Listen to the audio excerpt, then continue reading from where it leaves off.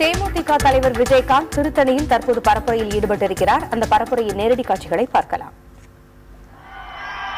சொல்ல மாட்டேன்னு கதை சொல்லுவாங்க.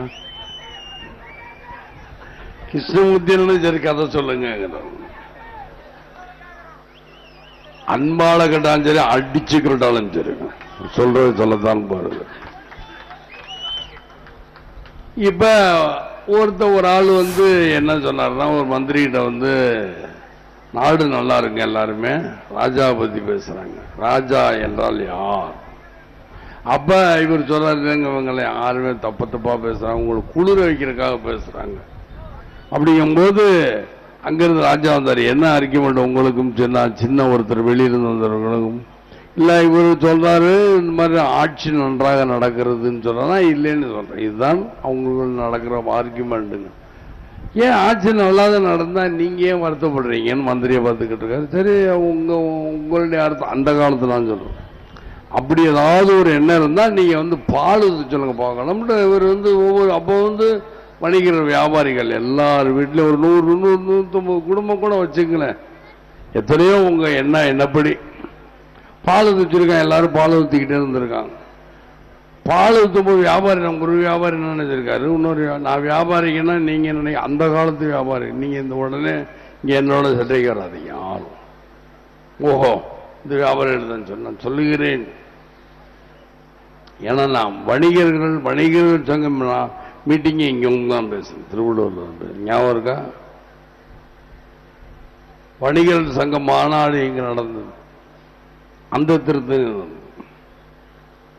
ஏன் எனக்கு என்னன்னா, இப்ப பால் ஊத்தல, என் பால் ஊத்தல அப்படின்னு கேட்டான். ஒரு நீர் காலையில மறுநாள் என்ன பால்லாம் முடிஞ்சிருச்சு, ஊத்தி முடிச்சுட்டாங்க அப்படின்னு அரசர் சொன்னாரு. சரி வாங்க போய் பார்க்கலாம் அப்படின்னு அந்த மந்திரி போய் திறந்திருக்காங்க. ஒவ்வொரு கூட தண்ணியா தண்ணி தான் இருந்திருக்கு. அந்த ஒரு அண்டா மாதிரி ஒரு அண்டான்னு வச்சுக்கோங்களேன். அப்ப அந்த அண்டா நிறைய பாலாக ஊத்தி என்ன வெறும் தண்ணியா இருக்கு அப்படின்னு இருக்கா.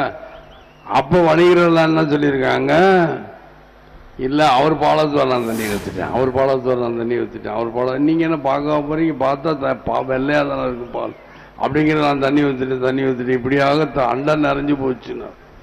ஆக இந்த அம்மா குளிர வைக்கணும், ஜெயலலிதா குளிர வச்சிருக்கதான் இந்த கட்சிகள் அதிமுக திமுக. ஆமா, திமுக இருக்கு என்ன, கலைஞரையும் ஸ்டாலினும் குளிர வைக்கணும்.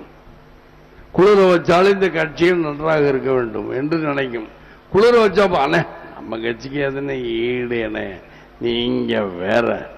அது அண்ணன் இருக்காரு பாருங்க ஸ்டாலின் அண்ணன்னா, உடனே சொல்லியா என்ன அப்படின்னு அப்புறம் அவரு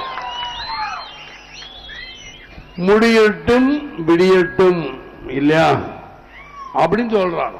முடியட்டும் விடியட்டும்னு சொல்லட்டுவான். அவங்களே பாருங்க, அவசர மாதிரி வார்த்தை. நான் கேட்டா இல்லையா அவசரவாதி இல்லையா நீ அப்படின்னு சொன்னா. ஏன் இன்னைக்கு வரைக்கும் மவுண்ட் ரோட்ல அவருடைய சிலையை இடிச்சாங்களே, அது ஏன் சாகப்பட்டு போது சிலை அகற்றிட்டு யாரும் சிலையை வச்சிருக்காங்க, ஏன் அகற்றினார்கள் என்பது கேள்விக்குறி. சரி, மஞ்சத்துண்டை போட்டிருக்கா, மஞ்சத்துண்டை எடுக்க வேண்டியதானே. இப்பதான் உங்களுக்கும் பாமக விரோதமாயிருச்சு, எடுக்க. அவன் நன்றி மறக்காதவன் கேட்டா, நன்றி மறக்கல, அவர் போட்டாரு. எத்தனை வருஷம் போட சொன்னாரு? அப்ப நானும் மஞ்சத்துண்டு, இது மாதிரி மஞ்சத்துண்டு நானும் போட்டுக்கிறட்டுமா? ஏன்னா நானும் மஞ்சத்துண்டை போட்டுக்கிறேன்.